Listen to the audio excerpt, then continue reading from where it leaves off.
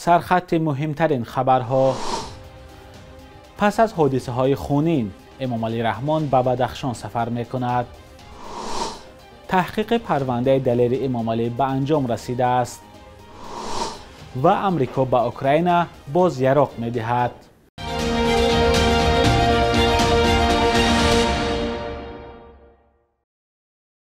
درود بیننده عزیز، هفته نوتان بخیر باشد.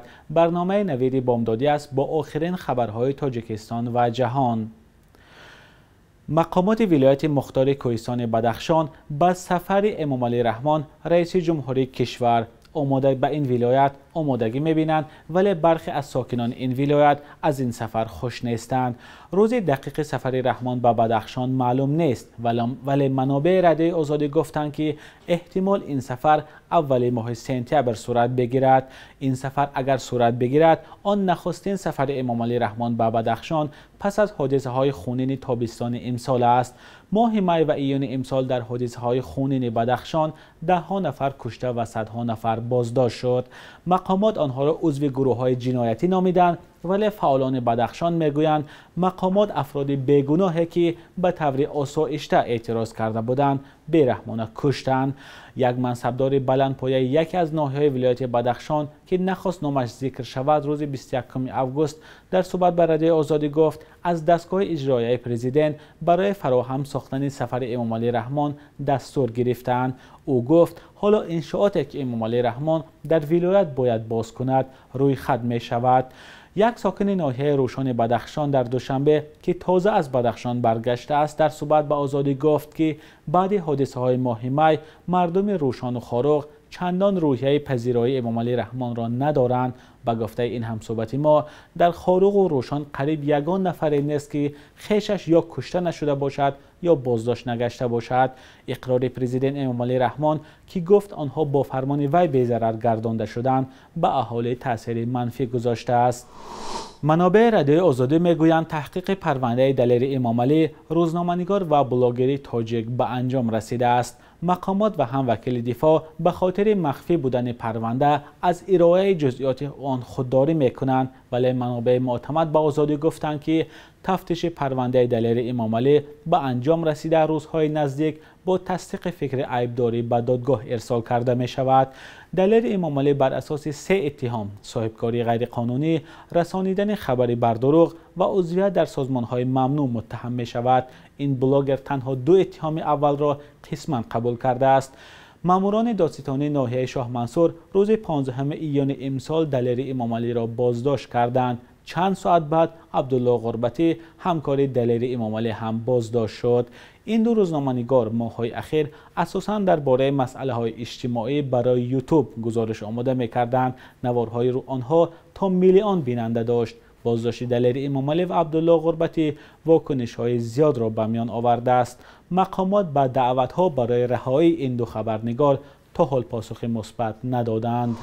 رسانه‌های جهانی از سازش قریب الوقوع ایران و آمریکا خبر دادند. به گزارش CNN هرچند بعضی موضوعها هنوز باقی مانده است، ولی جانب‌ها بیش از هر وقت دیگر به سازش نزدیک شدند. در این باره همکارم مرزانبی خالقزاد گزارش می‌دهد. وجود داشته باشه یا حتی اگر ممکنه ایران در پاسخش گفت و شنیدهای 16 ماهه مقامات آمریکا و تهران درباره احیای سازش هسته‌ای را نتیجه گیری کرد. حسین عبداللهیان وزیر کارهای خارجه ایران اخیراً گفت احتمال نجات سازش هسته‌ای وجود دارد به شرطی که اگر آمریکا در 3 مسئله دیگر مناسبت نرمتر کند. سخنگوی وزیر در حضور خبرنگاران از وجود خط سرخ صحبت کرد که نباید آمریکا و اتحادیه اروپا آن را عبور کنند. ما معتقدیم حتما زمینه برای توافق وجود داره، مشروط بر این که خطوط قرمز جمهوری اسلامی ایران رعایت بشود. حکومت بایدن اعلام کرد که پاسخ خطی ایران عاید به پیشنهاد احیای سازش هسته‌ای را با شریکان اروپایی خود بررسی خواهد کرد. واشنگتن میگوید به مذاکرات در دایره سازشی که اتحادیه اروپا روز 8 اوگوست پیشنهاد کرد راضی است، اما طلب‌های علاوه‌ای ایران را قبول ندارد. ما با مسئله نه از نگاهی سیاسی بلکه از لحاظ امنیتی ملی نظر میکنیم. ما باور داریم که احیای سازش هسته‌ای بهترین و مؤثرترین وسیله برای نظارت و محدود کردن برنامه سلاح هسته‌ای ایران است. تهران در سال 2015 سازشنامه هسته‌ای را با آمریکا، روسیه، چین، بریتانیا، فرانسه و آلمان امضا کرد. سال 2018 دونالد ترامپ رئیس جمهور پیشین آمریکا به طور یکجانبه آمریکا را از این سازش خارج و علیه ایران تحریم‌های سنگین جاری کرد. تهران برنامه هسته‌ای خود را از سر گرفت و گفت آن تنها هدف‌های صلح‌آمیز دارد. رافائل ماریانو گروسی دبیر کل آژانس بین المللی نیروی هسته‌ای سازمان ملل متحد اعلام کرد که برنامه هسته‌ای تهران حالا از برنامه سال 2015 فرق زیاد دارد. من فکر میکنم که همه این را درک میکنند. شروع از خود ایرانی ها که میگویند موفق خواهند شد و بر اینند که برنامه با سرعت پیش خواهد رفت، زیرا چنین توانایی و قابلیت را دارد. کارشناسان باور دارند که ایران به نتیجه گفت و شنیدها درباره احیای دوباره سازشنامه خوشبین هستند. احتمال این خوشبین ترین لحنی بود که من از مقامداران رسمی در تهران شنیدم. مذاکرات درباره سازش هسته‌ای هنوز از ماه اپریل آغاز شده بود. گفت و شنیدها چنان زیاد بودند که دیگر همه آن را پیگیری کردن دشوار است. در همین حال ایالات متحده آمریکا تصمیم دارد بسته نوی کمک‌های نظامی را به اوکراین فرستد. حجم عمومی کمک به 775 میلیون دلار میرسد. این کمک‌ها از جمله از توپخانه، بسرنشین اکتشافی، زیره‌پوش و 1000 عدد مجمع ضد تانکی جاولین و تسلیحات دیگر عبارت خواهد بود. به این ترتیب مجموع کمک نظامی آمریکا به اوکراین از آغاز جنگ روسیه ضد اوکراین به 10 میلیارد دلار میرسد. حمله نظامی روسیه به اوکراین 24 فوریه سال جاری شروع شد و اینک 6 ماه است که دوام دارد. عین زمان ارتش روسیه قسم از ولایت‌های دونتسک، لوهانسک و خرسون و زاپاروژه را غصب کرده است. کارشناسان نظامی میگویند وضع در خط جنگ آرامتر است، زیرا به باور آنها هیچ کدام از طرفها ذخیره کافی برای حمله ندارند. بخش یک روز تاریخ را همکارم خرامان بقازاده تقدیمتان میکند که مهمترین تحولات تاریخی در روز 22 آگوست را فرا میگیرد.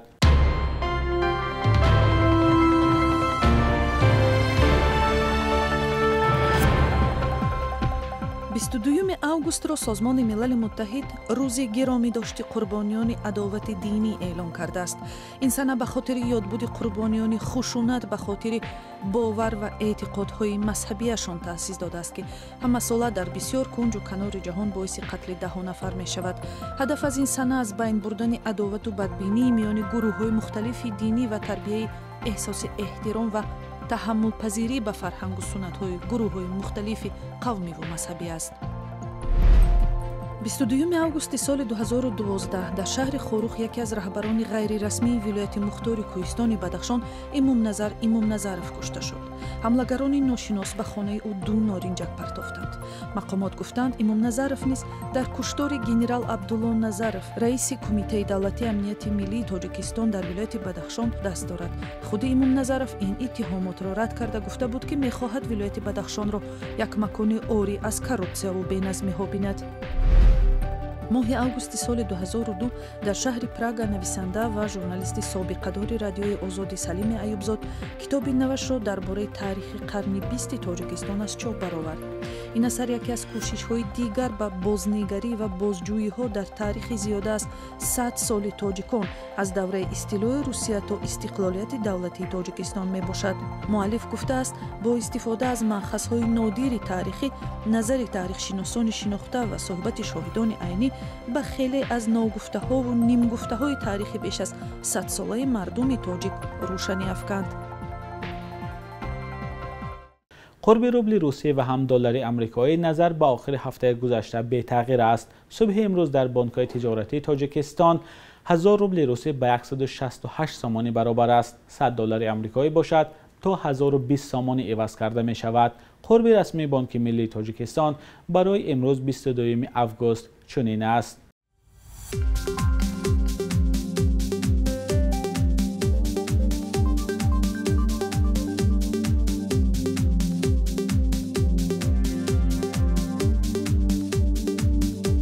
بینندگان عزیز، به پایان برنامه نوید رسیدیم. تشکر که با ما هستید.